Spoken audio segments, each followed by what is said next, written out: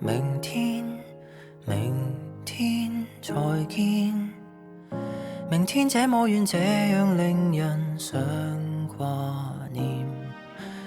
月色旁邊留一線，日後會寫上我們的詩，如可以。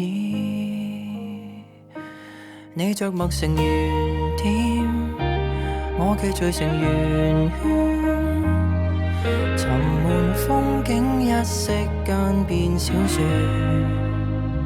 誰這刻的視線都只有蒙蒙春天，朦朧中只得你是光線。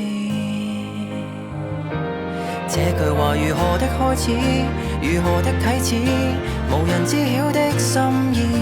很想接下去描寫初戀，又猶豫心思仍初戀。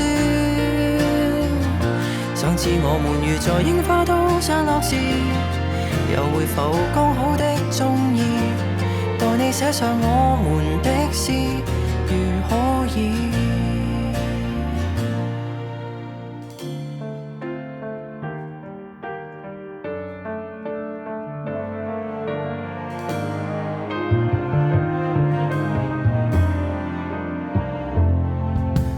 微小日子隨想而已，明天應該會再續這個小故事。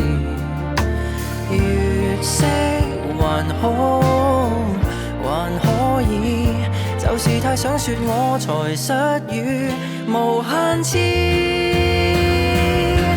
這句話如何的開始，如何的啟齒，無人知曉的心意。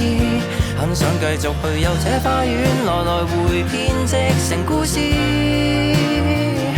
想知我們如在櫻花都散落時，又會否剛好的中意，讓我寫上我們的詩，如可以。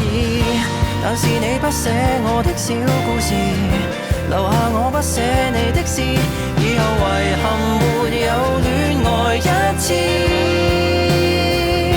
匆匆4月如何的開始，如何的終止，從來無牽手的章節，翻開了無數情節，到最後都沒有那些事。願我記得，而同時淡忘了舊故事，誰曾留伏線？時和地空等一個條件，是最青春的